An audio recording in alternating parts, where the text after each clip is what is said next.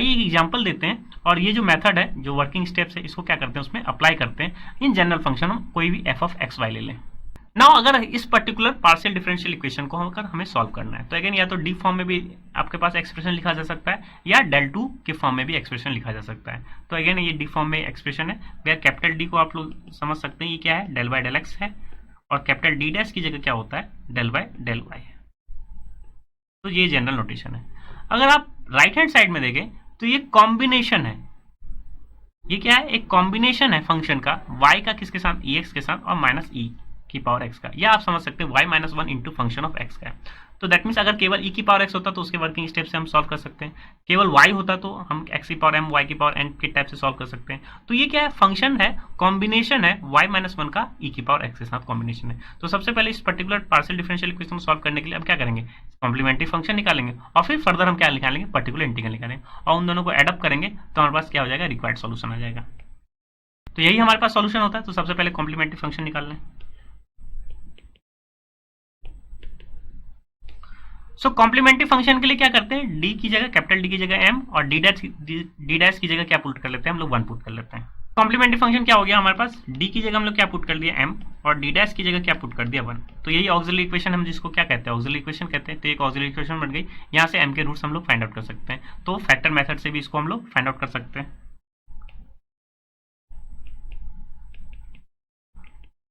सो यार सीधा चार मेथड से भी करेंगे तो रूट्स क्या आ जाएगा, 2 और -1 हो जाएगा, और फैक्टर से क्या हो गया, तो -2 और 1 इसका रूट्स है।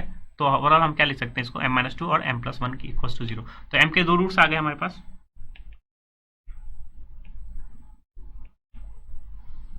सो m की वैल्यू क्या है, 2 और -1, दोनों रूट्स क्या है, डिस्टिंक्ट है। तो इसके अकॉर्डिंगली हम कॉम्प्लीमेंट्री फंक्शन लिख सकते हैं।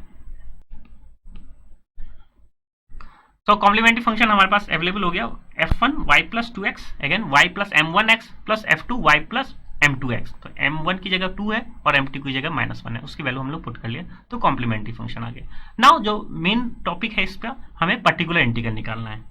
तो पर्टिकुलर इंटीग्रल के लिए क्या करते हैं, अगेन फंक्शन ऑफ डी के फॉर्म में है ही ऑलरेडी हमारे पास, इसी को हम लोग क्या कहते हैं, फंक्शन ऑफ डी कहते हैं, या आप कह सकते हैं डी डी डैश का फंक्शन है, और ऑपरेट किस पे कराना है, y minus one into e की पावर x। तो इसको क्या लिख लेते हैं, 1 अपॉन एफ डी डैश लिख लेते हैं, और सिंपली इसको y minus one into e की पावर x से क्या कर ले, ऑपरेट करें। तो इसकी वैल्यू रख ले हम लोग, पॉलिनोमियल फंक्शन डी और डी डैश की वैल्यू जो हमारे पास इक्वेशन के फॉर्म में, इसमें आप पुट कर दें।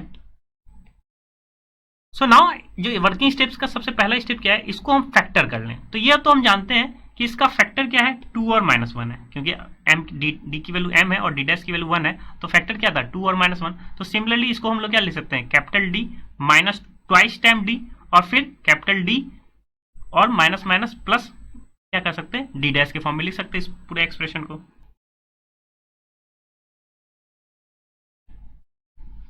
यही फैक्टर होगा, क्योंकि अभी भी हम लोग रूट्स क्या देखें, 1 और -2 देखें रूट्स इसका, सॉरी -1 और 2 है। तो उसके अकॉर्डिंगली हम अगर देखें डी डैश की जगह क्या पुट कर ले, 1 पुट कर ले, तो क्या हो जाएगा m-2, और डी डैश की जगह यहाँ भी पुट कर देंगे तो क्या है, अगर एक्सप्रेशन देखें तो ये क्या लिखा हुआ है, m+1 इंटू m-2 ही तो लिखा हुआ है, और जो हमारा पास फैक्टर था, तो m की जगह फिर से क्या हो गया d, और 1 की जगह क्या हो गया आपके पास, 1 की जगह क्या हो गया डी डैश, फिर अगेन यहाँ -2 था तो d-2d डैश लिख सकते हैं, या ओवरऑल इसका फैक्टर तो यही आएगा।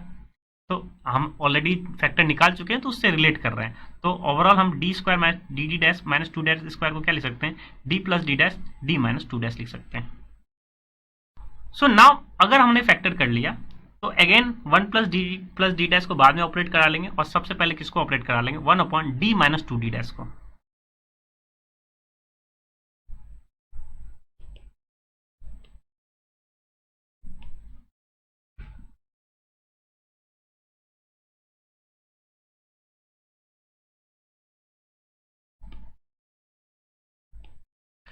तो अब हम इसको ऑपरेट करा रहे हैं, तो इसको जरा सर वर्किंग स्टेप्स को देखें। तो वर्किंग स्टेप्स में क्या हो गया था, d minus m d dash, यही हुआ था। वर्किंग स्टेप्स को देखें तो क्या हो गया था, d minus m d dash की वैल्यू अगर फंक्शन एक्स वाई का है तो ये क्या हो जाता था, इंटीग्रेट हो जाता था, और फंक्शन एक्स की जगह तो एक्स रहता था, और वाई की जगह क्या हो जाता था, इस पर्टिकुलर फंक्शन के हम वाई की जगह क्या लिख लेते, सी माइनस जो है एम लिख सकते थे, सी माइनस एम एक्स, और इसको इंटीग्रेट करते थे एक्स के रिस्पेक्ट में। यही वर्किंग रूल है। यहाँ पे देखें तो डी की जगह तो कैपिटल डी है, एम की जगह क्या है आपके पास 2, एम की जगह क्या है, क्योंकि माइनस से कंपेयर कर रहे हैं, एम की जगह क्या है 2। तो जहाँ जहाँ फंक्शन है, इसमें x की जगह तो x रखेंगे, y की जगह क्या रिप्लेस कर देंगे, c माइनस एम एक्स से रिप्लेस कर देंगे, तो m की वैल्यू क्या हो जाएगी 2, तो y को हम लोग क्या किससे रिप्लेस कर देंगे, c माइनस 2x से।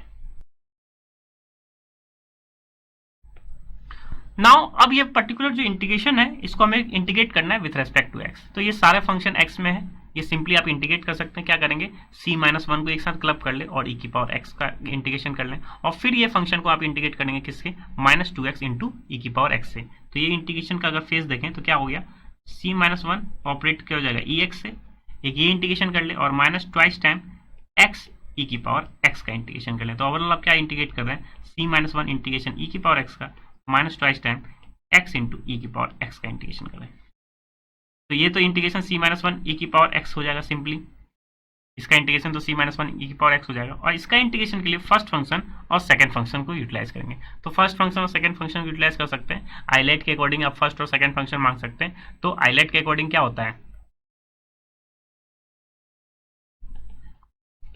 सबसे पहले inverse function, logarithmic function, algebraic function, trigonometric function and exponential function. तो एक्सपोनेंशियल फंक्शन सबसे सेकंड फंक्शन मानते हैं, तो यहाँ क्या x है, अलजेब्राइक फंक्शन है, तो x को हम लोग क्या मानते हैं, first function.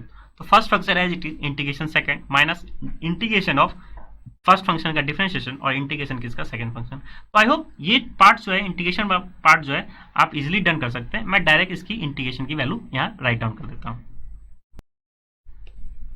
So after integrating what we have c e की power x minus 2 time x e की पावर x प्लस e की पावर x आ जाएगा, ये आप वेरीफाई कर सकते हैं।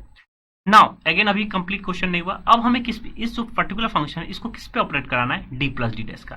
तो यहाँ पे जो है एक मार्क कर सकते हैं, यहाँ पे नोट डाउन करेंगे आप कि यहाँ पे फर्दर जो इसकी वैल्यू हम लोग किस तरह से निकालेंगे। अगेन रूल तो यही है, d प्लस डी डैश में है तो d minus m d dash से आप कंपेयर करेंगे और x की जगह x और y की जगह c माइनस एम एक्स। लेकिन अगर यहाँ से आपको दिख रहा होगा इसमें y नहीं है, तो y कहाँ से लाएंगे, तो अगर आप यहाँ से देखें हमने रिप्लेस किसको किया था, y को किससे रिप्लेस किया था, इंटीग्रेट किसको, y को किससे रिप्लेस किया था, c माइनस एम एक्स से, जो हमारे पास क्या हो गया था c माइनस 2x। तो y को हम लोग रिप्लेस किए थे c माइनस 2x से। क्या यहाँ से c की वैल्यू x और y के टर्म में आ जाएगी, तो c की वैल्यू क्या है यहाँ से,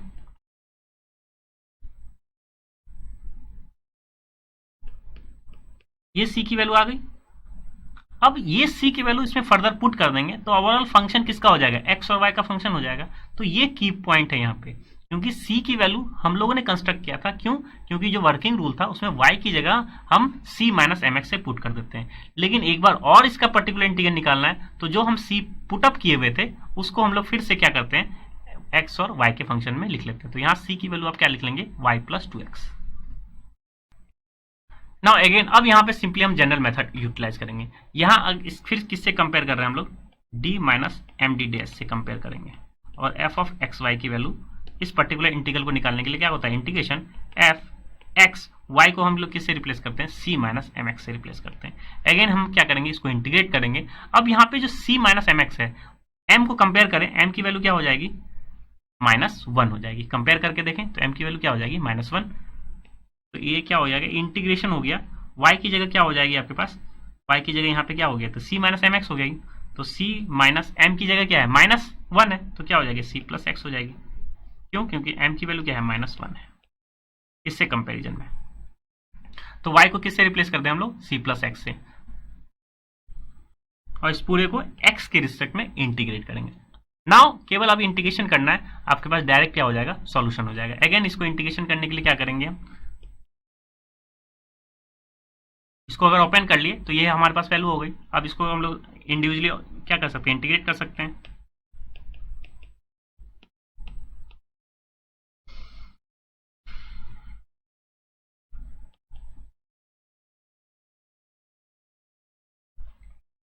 सो नाउ अगेन ये क्या हो जाएगा, इंटीग्रेशन e की पावर x है तो इसका इंटीग्रेशन तो e की पावर x हो जाएगा, इसका भी इंटीग्रेशन e की पावर x हो जाएगा, और यहाँ फिर से आप क्या करेंगे, इंटीग्रेशन x e x जो है निकालेंगे। तो आई होप जो पहले वेरिफिकेशन में आपके पास इंटीग्रेशन x e x की वैल्यू आ गई होगी, यहाँ आप क्या करेंगे, पुट कर देंगे। मैं डायरेक्टली इसका इंटीग्रेशन की वैल्यू अगेन लिख देता हूँ, ये सिंपल टास्क है, आप इजिली डन कर सकते हैं।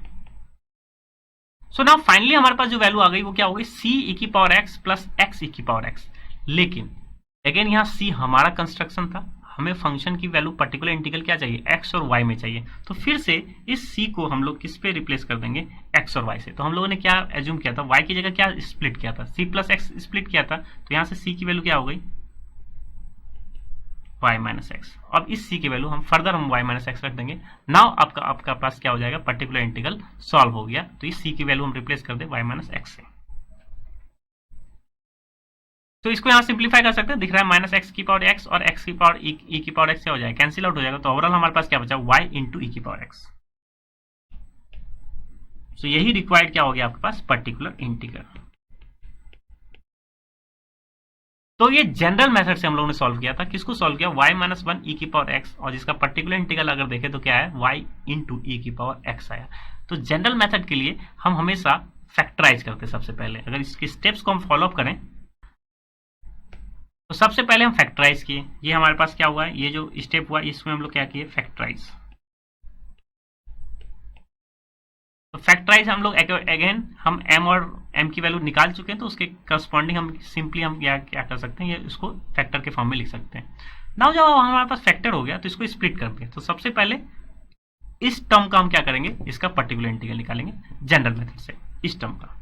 तो जनरल मेथड ये कहलाता है कि आप अगर d minus m d dash हो, फंक्शन एक्स वाई हो, तो हम इंटीग्रेट करते हैं विथ रेस्पेक्ट टू x, और y की जगह हम किससे रिप्लेस कर देते हैं, c माइनस एम एक्स से। तो यहाँ हम m की वैल्यू हम क्या कर लिए, कंपेयर किए। तो m की वैल्यू क्या आई 2, तो y की वैल्यू हम किससे रिप्लेस कर दिए, c माइनस टू एक्स से रिप्लेस कर दिए y की वैल्यू। तो y की वैल्यू जैसे ही c माइनस टू एक्स से रिप्लेस कर दिए, तो यहाँ पे y की वैल्यू क्या हो गया, c minus two x minus one e की पावर। अब इसका सिंपली हम क्या कर लिए, इंटीग्रेट कर लिए। ये क्या है, तो प्रोडक्ट ऑफ टू फंक्शन जहां इंटीग्रेशन है उसका रूल लगा लिए, तो ओवरऑल हमारे पास एक एक्सप्रेशन आ गया। लेकिन सिंस अभी हम कंप्लीट था नहीं क्वेश्चन, तो हम अगेन हमारे पास d प्लस डी डैश से अभी भी ऑपरेट करना है, और फिर इसको एज ए जनरल मेथड की तरह ट्रीट कर रहा है। तो यहाँ पे आपको अगर ऑपरेट करना होगा तो फिर से c की वैल्यू आप क्या करेंगे, रिप्लेस करेंगे, क्योंकि फंक्शन एक्स वाई होना चाहिए, जनरल मेथड के लिए फंक्शन एक्स वाई होना चाहिए, और y को रिप्लेस करते हैं हम लोग c माइनस एम एक्स से। तो अगेन c की वैल्यू हम क्या कर लिए, पुट कर दिए, जो हमारे पास c की वैल्यू थी उससे हम फिर से c की वैल्यू क्या कर लिए, y plus two x put कर दिए। अब जैसे ही y plus two x put कर दिए, तो अब हमारे पास जो है फिर से इसको जनरल मेथड से हम क्या कर सकते हैं, सॉल्व कर सकते हैं। फिर से जैसे जनरल मेथड जैसे ही पुट किए, हमारे पास ये फंक्शन आ गया था कैंसिल आउट होने के बाद। तो ये फंक्शन जैसे आया, फिर से हम क्या करें, जनरल मेथड है। नाउ m की जगह अब क्या है, माइनस वन। तो m की जगह माइनस वन है, तो हमारे पास जो c की y की वैल्यू किससे रिप्लेस कर देंगे, फिर से c प्लस एक्स, क्योंकि इंटीग्रेशन x में ही करना है। तो y को हम रिप्लेस कर देते हैं फिर किससे, c प्लस एक्स से रिप्लेस कर दिया। तो जैसे ही c प्लस एक्स से रिप्लेस किया, आप c1 भी मान सकते हैं, c2 भी मान सकते हैं, उसके अकॉर्डिंगली चेंज होता जाएगा। लेकिन फाइनली हम c को भी फिर से रिप्लेस कर देते हैं, तो ये c ही हम लोग रहने दिए। तो यहाँ से जैसे ही y को आप रिप्लेस कर दिए c प्लस एक्स से, क्यों किए, क्योंकि यहाँ पे आपने कंपेयर किया, m की वैल्यू क्या होगी, माइनस वन, तो y की वैल्यू क्या होती है, c माइनस एम एक्स है, तो ओवरऑल y की वैल्यू c प्लस एक्स है। जैसे ही c प्लस एक्स है, तो ओवरऑल सारा इंटीग्रेशन किसके रिस्पेक्ट में, x के रिस्पेक्ट में। फिर से हम इसी इंटीग्रेशन को सॉल्व कर लिए, तो फाइनली हमारे पास क्या हो गया, एक फंक्शन ऑफ x, और साथ ही साथ c का फंक्शन है। इस c को भी, क्योंकि ये हमारा जो है नेचर था, हमारा वैल्यू थी c हमने जो है एज्यूम किया था, इसलिए फर्दर क्या करेंगे, c को रिप्लेस करेंगे एक्स वाई के फंक्शन में। तो जैसे ही y की जगह हम रिप्लेस किए c प्लस एक्स, फिर से हम c की वैल्यू हम y माइनस एक्स ले आए, और फाइनली इसको रिजॉल्व करेंगे मैनिपुलेशन के बाद, पर्टिकुलर इंटीग्रल की वैल्यू आ गई। तो ये एक जनरल मेथड है। अगर कॉम्बिनेशन, जब भी आपके पास फंक्शन का कॉम्बिनेशन हो, तो हमेशा हम जनरल मेथड अप्लाई करते हैं। यहाँ भी कॉम्बिनेशन था, यहाँ y माइनस वन इंटू क्या था, एक एक्सपोनेंशियल फंक्शन का हमें पर्टिकुलर इंटीग्रल निकालता था। तो आई होप आपको जनरल मेथड समझ में आ गया होगा, इसके वर्किंग स्टेप समझ में आ गए होंगे, और फैक्टराइज समझ में आ गया होगा, किस तरह से फैक्टराइज करते हैं, और वन बाय वन क्या करते हैं, हम जनरल मेथड को अप्लाई करते हैं, जिसमें इंटीग्रेशन हम विद रेस्पेक्ट टू एक्स करते हैं, और y को हमेशा हम चेंज करते हुए रहते हैं according to the working rule of general method.